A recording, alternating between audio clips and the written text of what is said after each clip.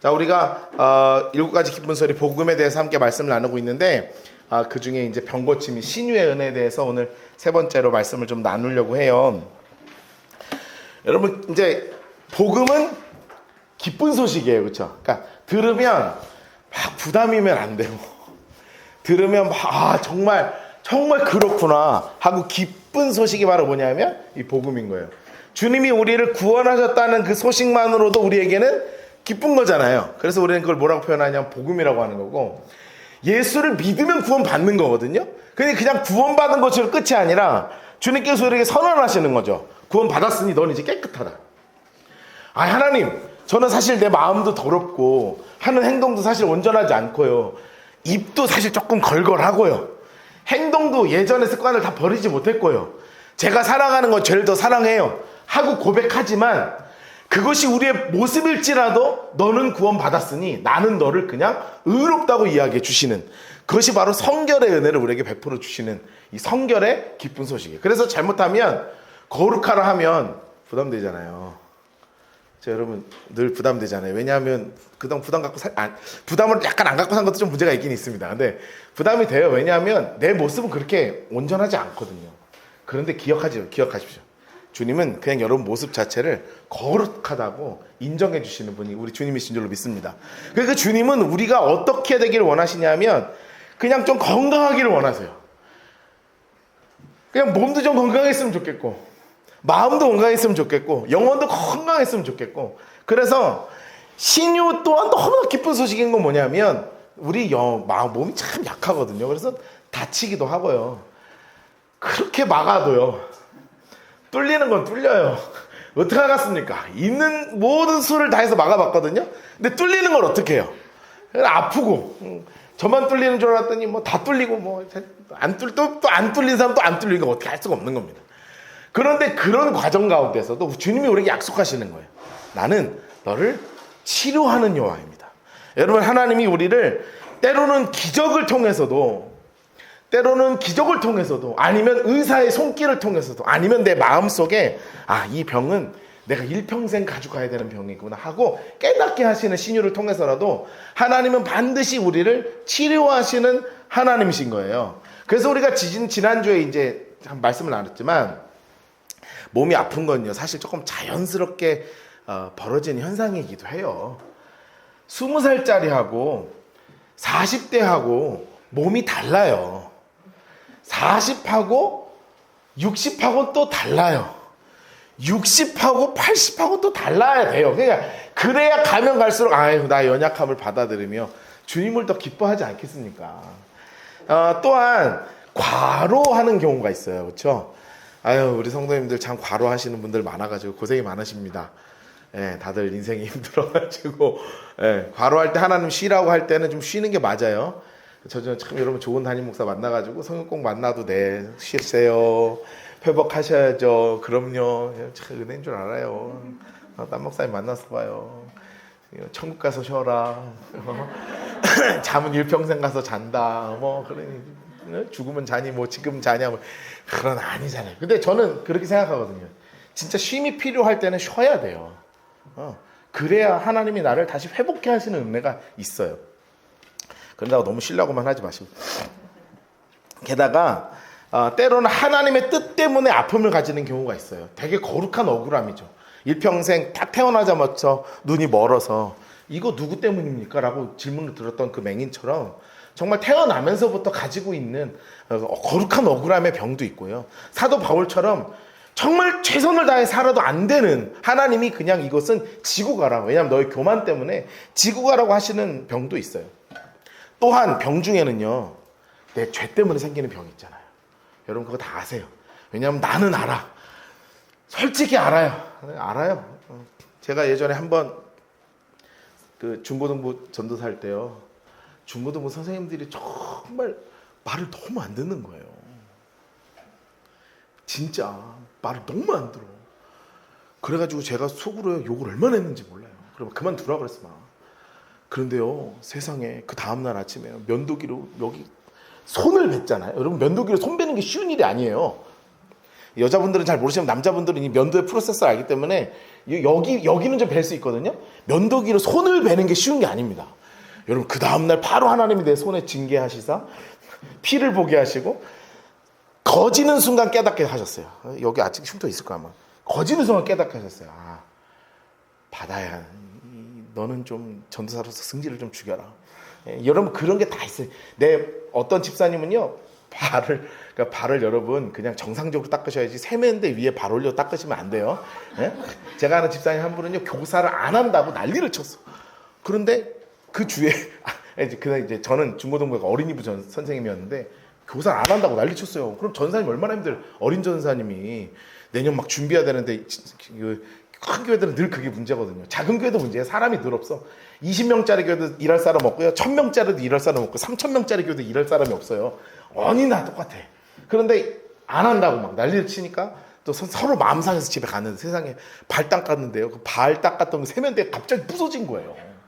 그래갖고 다리가 난리가 났어. 그래서 신방을 갔잖아요. 제 교육 담당 목사니까 신방을 갔어. 근데 그 집사님이 했던 첫 번째 말이 뭔지 아세요? 목사님 저 교사할게요 이거였어요. 병원에 누워가지고 내가 도대체 세면대가 몇 개 졌나? 답은 하나야. 내가 불순종에서 생긴 거예요. 여러분 그게 하나님이 믿음의 사람들에게 주시는 음성들이 있어요. 이 아픔을 통해서. 자, 여러 가지 이유들로 병에 걸리지만 그 모든 것의 주관자는 누구라고 고백하는 거냐면 우리 하나님이라고 고백하는 거예요. 따라하겠습니다. 나는 너희를 치료하는 여호와임이니라. 여러분 하나님은 우리를 치료하시는 하나님이신 줄로 믿습니다.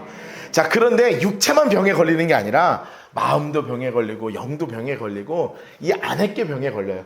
겉에 병에 걸리는 건 사실 조금 치료가 되거든요.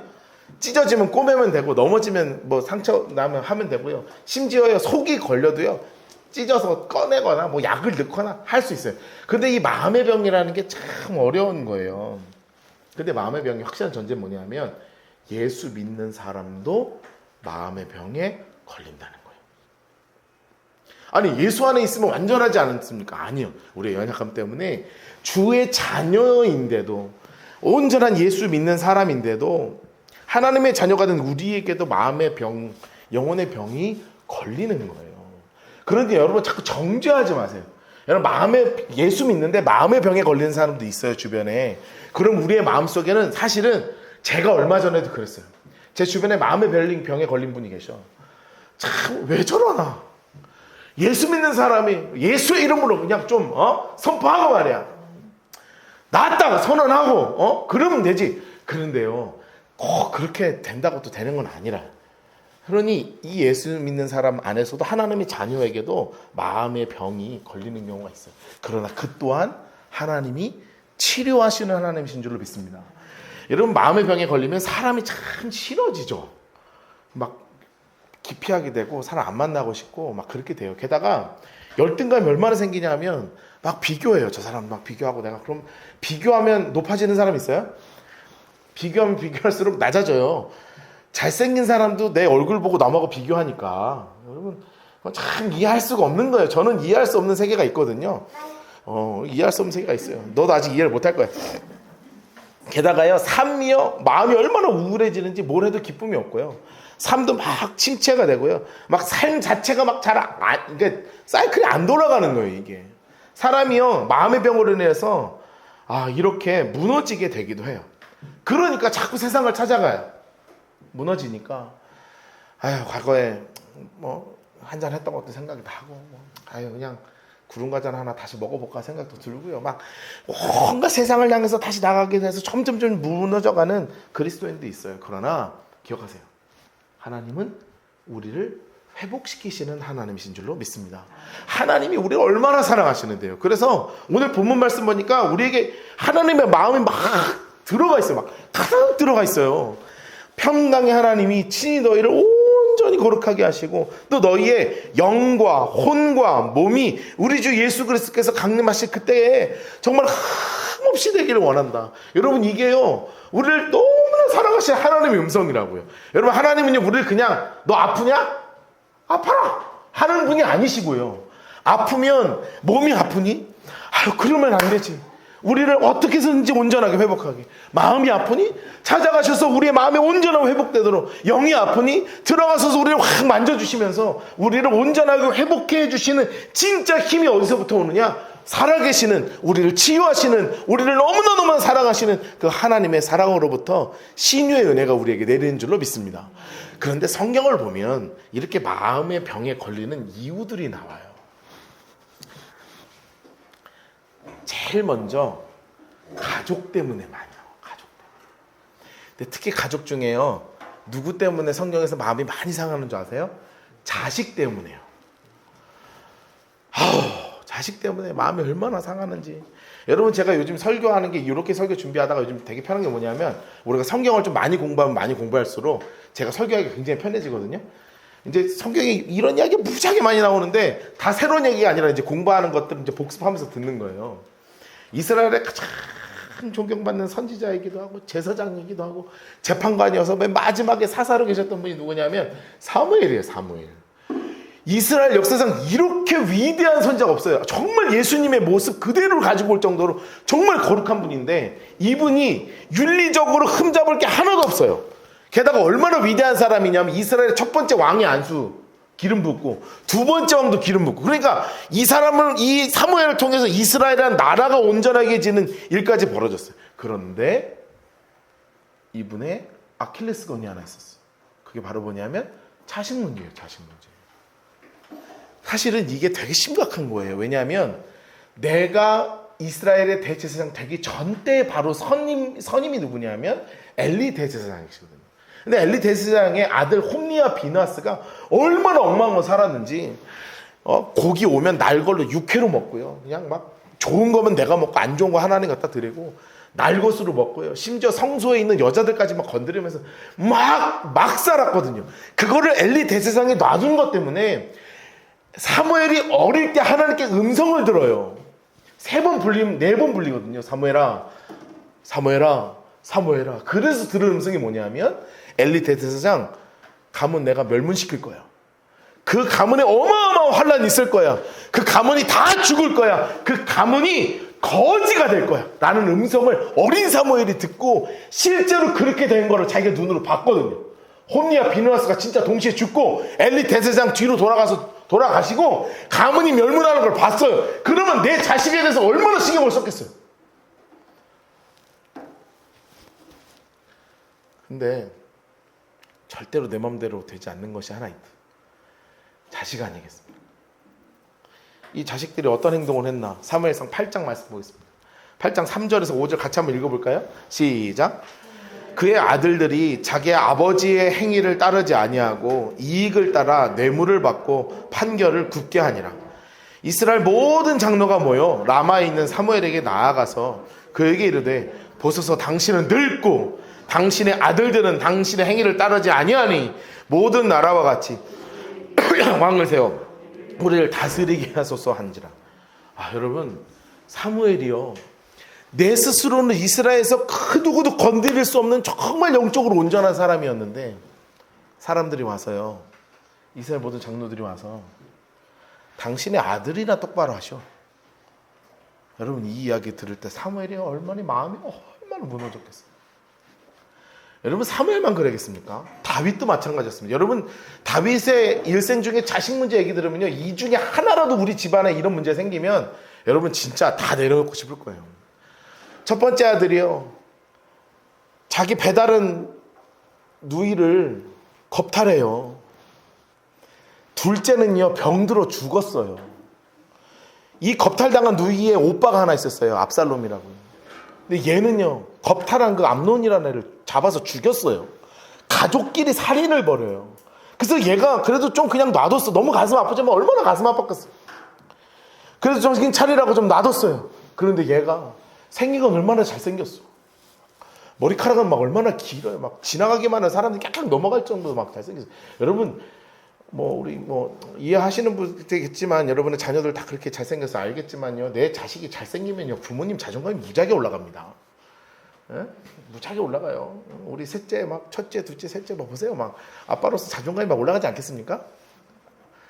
조금이라도 동의를 하시면 안 되겠습니까? 그런 거예요. 우리 원우만 봐도 막 허집사님 막 우리 원우 막 자존감 막 올라가자.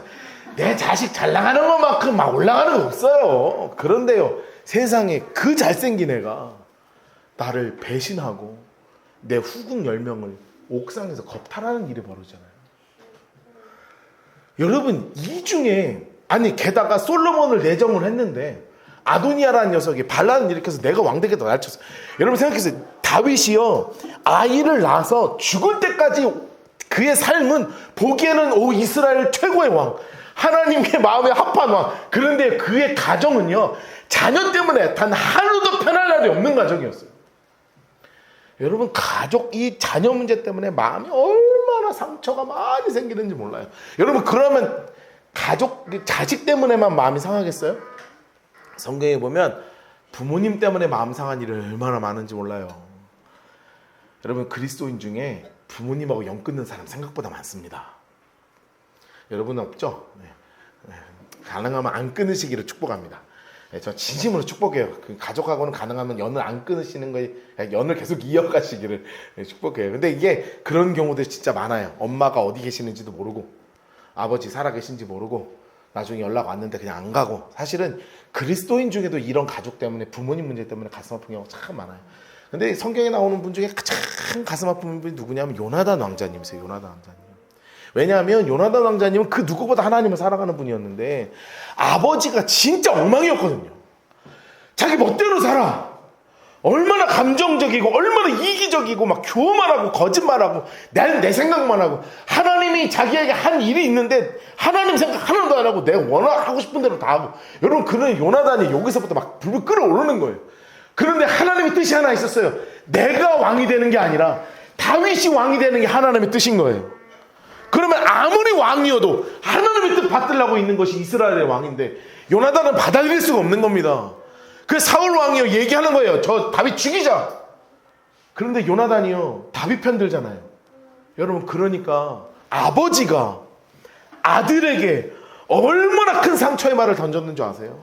사무엘상 20장 30절 말씀 보세요. 이건 여러분이 읽기 너무 더러우니까 제가 읽겠습니다.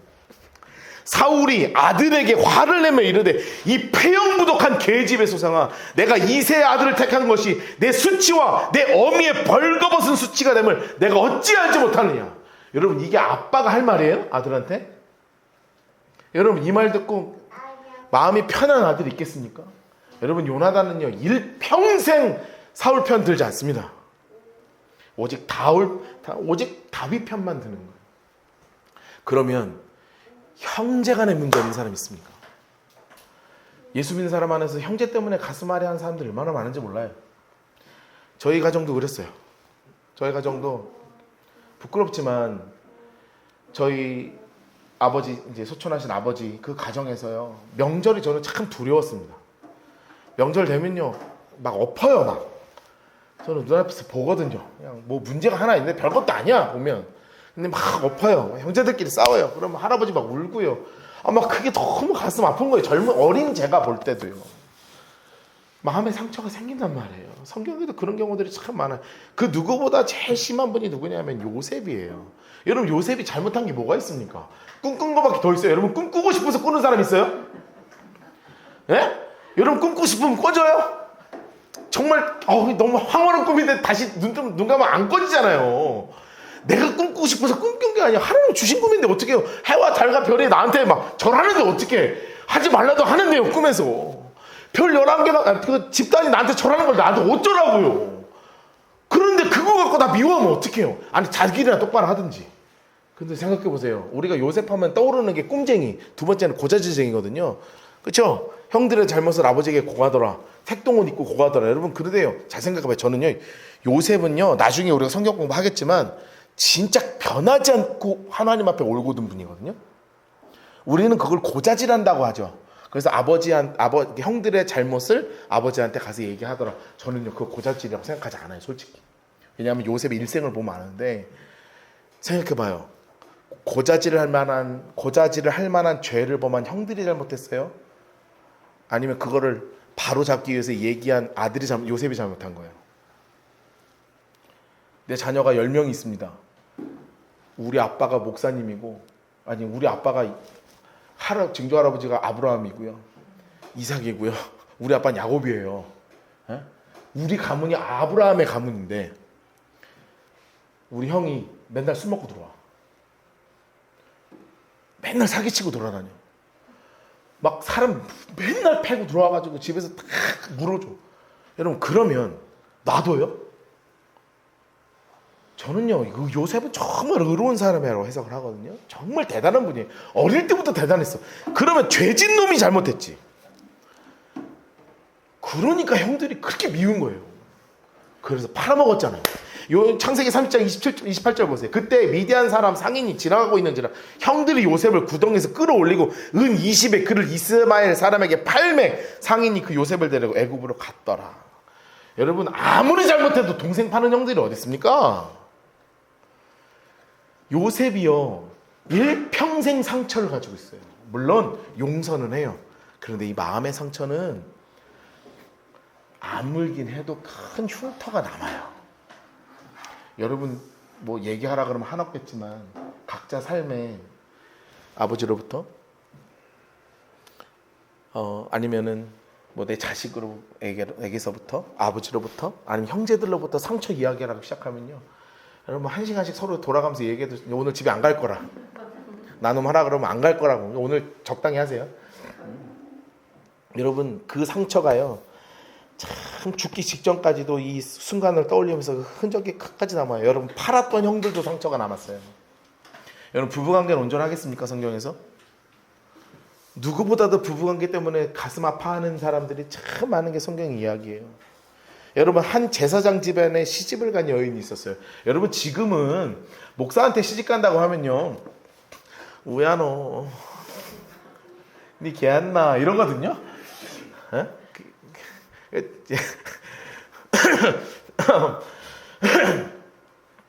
뭐 저희가 뭐 죄져요? 아닌데 이제 저는 몰랐어요.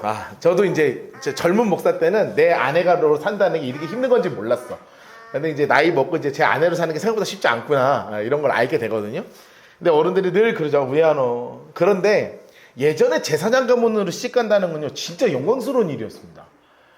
이스라엘에 제사장 가문으로 시집 간다는 건 진짜 영광스러운 일이었어요. 너무너무 축하하고 박수하고 막 너무너무 부러워하는 그런 곳이었다고요. 그런데 애가 생기지 않는 거예요. 아이가 임신이 안 되는 거예요. 그럴 수 있죠. 여러분, 우리 라이트하우스 포항에 있는 우리 젊은 부부들 태문이 열릴지어다. 하나님 열어주실 줄 믿습니다. 지금 어려운 상황들이 다 있는 거 알지만 반드시 그 역경을 딛고 한나처럼 반드시 태 열매를 허락하실 것입니다. 그런데 이 한나가 정말로 이 문이 안 열리니까 하나님의 특별한 뜻 때문인지는 알아도요, 너무 가슴 아픈 거예요. 그러면 목사님이 신앙적으로 해야 될 거 아니에요. 여보, 하나님의 뜻이 있다. 응? 지금 우리가 아이가 없지만 하나님 반드시 우리에게 귀한 아이 주실 거다. 우리 같이 기도하자. 그리고 더 우리 주님 바라보면 반드시 하나님께서 우리 태문 열어주실 거다. 여러분, 그 한마디만 해도요, 사실 부부 사이에요, 위로가 되잖아요. 그런데 이 제사장 엘가나가 했던 행동이 뭐냐면 첩을 드리는 거였습니다. 애 못 나니까 첩 드렸어요. 목사님이요. 저기 큰 사모님, 작은 사모님이 앉아 계신다고 생각을 해보세요. 누구한테 어떻게 인사하실 거예요? 큰 사모님, 작은 사모님. 근데 이 작은 사모가 세상에 애를 너무 잘 낳아. 이름도 흑진주 씨예요. 분인나 막 애를 너무 잘 낳아. 막 둘 낳고 셋 낳고 넷 낳고. 그러니까 우리 한나 씨를 무지하게 막 뭐라 하는 겁니다. 막 눈을 하고. 그러면 남편이라도 좀 잘해야 된다. 남편도 해주는 게 뭐냐면 먹을 것만 잔뜩 갖다 주는 거예요, 세상에. 그러면서 얘기하는 거예요. 내가 17 아들보다 낫지 않아요. 막 업고 싶은 거예요. 막 속에서 부글부글 끓여. 그러니 막 성전에 들어와서 막 동물하면서 울잖아요. 여러분, 이렇게 부부간에 이런 가슴 아픈 이야기들이 성경에 많이 나온다고요. 사무엘상 1장 2절 말씀 보니까 그에게 두 아내가 있었으니 한 사람의 이름은 한나요, 한 사람의 이름은 분인나라. 분인나에게는 자식이 있고 한나에게는 자식이 없어요. 여러분, 이 모든 문제의 시작은 누구였냐면 엘가나였다는 거예요. 중심 못 잡고 흥청망청 살고 무능한 남편이 한나에게 정말 큰 상처예요. 여러분, 성경에는 이렇게 가족 문제로 인해서 마음이 무너지는 일들이 참 많이 나와요. 여러분, 그런데 이 가정 문제로만 우리 마음이 무너지겠습니까? 내 문제 때문에 무너지는 경우도 많아요. 솔직히 우리의 무능함이 있잖아요. 우리의 연약함이 있잖아요. 내가 실패할 때도 있잖아요. 여러분, 우리 삶이 다 성공하기만 하면 참 좋을 텐데, 여러분, 우리가 솔직히 실패할 때가 있거든요. 다윗이 그랬어요. 우리 이번 주에 마저 공부하겠지만, 다윗이 16개월 동안 정말 정성을 다했던 일이 있어요. 그게 뭐냐면, 사울의 눈을 피해서 블레셋으로 들어가서 블레셋 아기스 왕의 마음을 확 빼앗는 게 다윗의 마음이었어요. 그래서 빼앗는 것이 중요한 게 아니라 빼앗아서 아기스를 죽여서 이스라엘의 영웅이 되고 싶었다고요. 그런데요, 실패해버리고 말았어요. 그래서 그가 집으로 돌아갑니다. 그 집은 어디냐면 시글락이라는 블레셋 성읍이에요.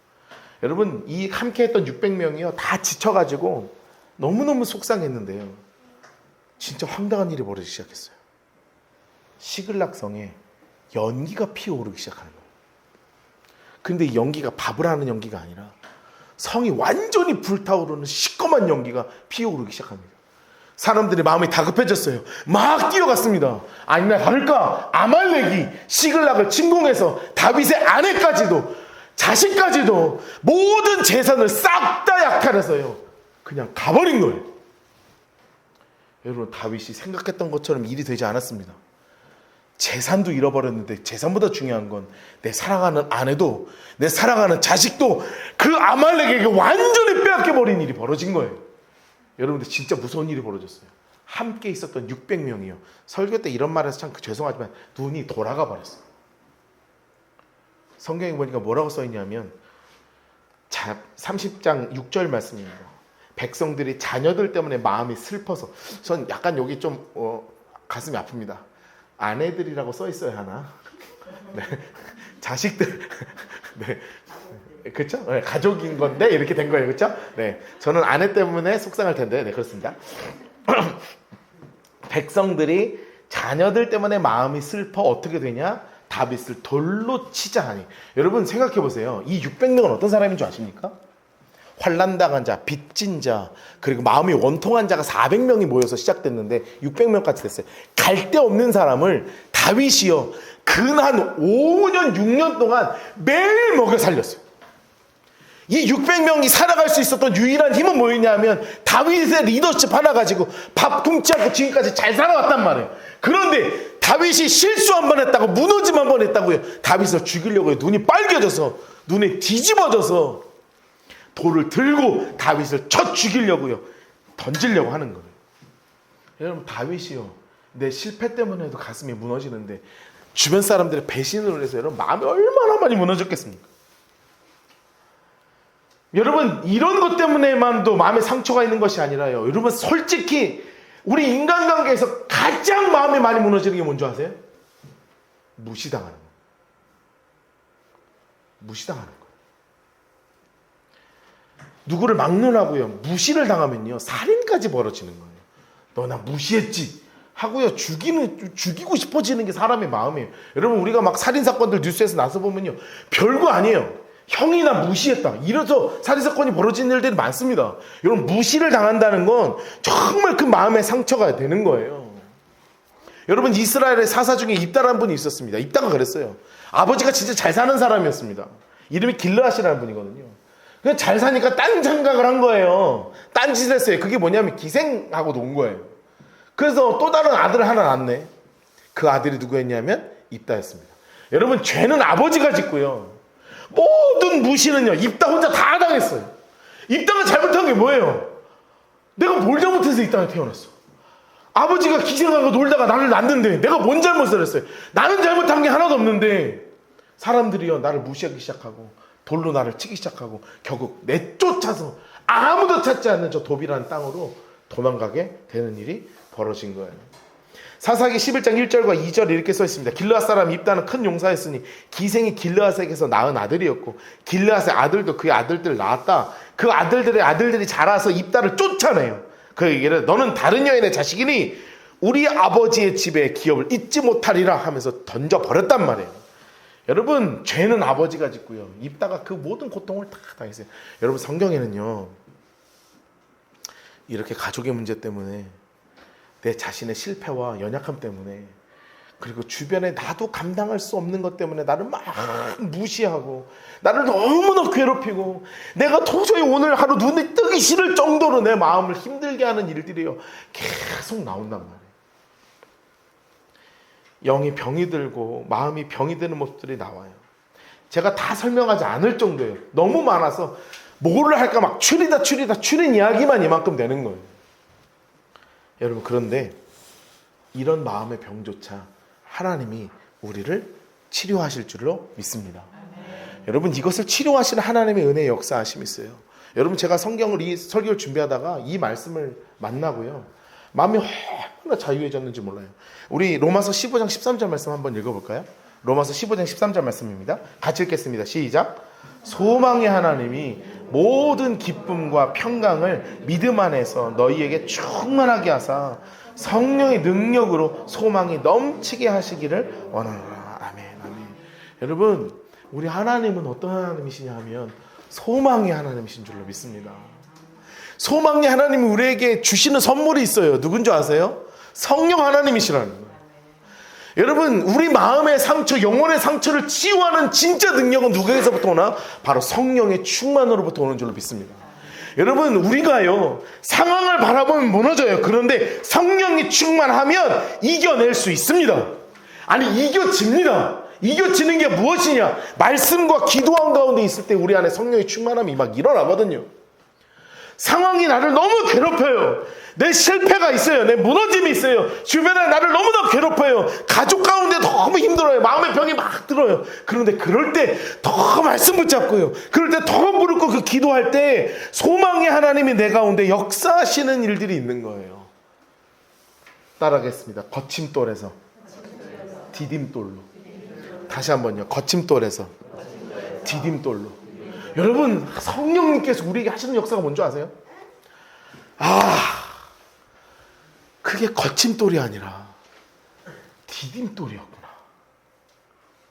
지금 이 내 앞에 문제는요, 부부간의 문제이든 부모와 자식 간의 문제이든 형제 간의 문제이든 내가 말도 안 되게 실패를 했든 주변 사람들이 이유를 알 수 없는 이유로 나를 무시하든, 그것이 지금 내 앞에는 너무나 나를 괴롭게 하는 거침돌인 줄 알았는데, 당장 내가 이걸 밟기만 해도 앞으로 꼬꾸라질 것 같았는데, 하나님이 역사하시는 그 순간 거침돌을 디딤돌로 바꾸셔서 내가 나중에는 고백하게 되는 거예요.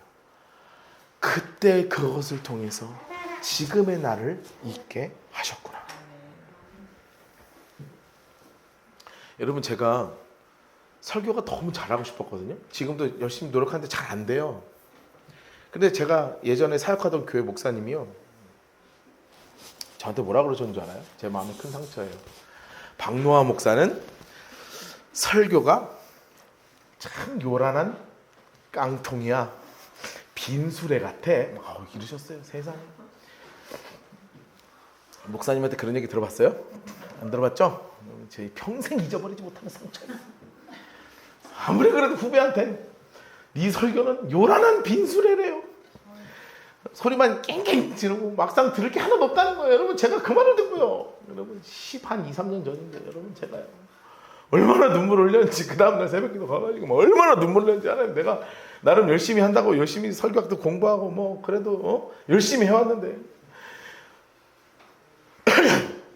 여러분, 제가 받은 상처는요, 제가 이렇게 웃으면서 얘기하지만 그때는요 진짜 다 버리고 싶었어요. 내가 그동안 했던 게 요란하려고 한 거구나. 여러분, 근데요, 그게 거침돌이 아니라 디딤돌이었어요. 여러분, 우리의 삶에는요 다 그런 거침돌 같은 문제들이 있어요. 그런데 우리 안에 성령의 충만함이 있을 때 소망의 하나님이 우리 삶 가운데 역사를 시작하세요. 그러면 그것이 더 이상 거침돌이 아니라 나를 붙잡고 사는 그 과거의 상처 따위가 아니라 나의 모든 것을 해결해 주시고 나를 완전히 치유해 주시고 나를 온전하고 회복해 주실 소망의 하나님이 역사하시는 디딤돌이었다는 것을 깨닫게 될 줄로 믿습니다. 그리고 깨달음 뿐만 아니라 실제로 그것을 통해서 내가 더 주님의 모습을 닮아 주님의 형상으로 완성되어져가는 정말로 귀한 디딤돌로 우리를 만들어 주실 줄로 믿습니다. 여러분 자꾸 그러니 과거로 돌아가지 마세요.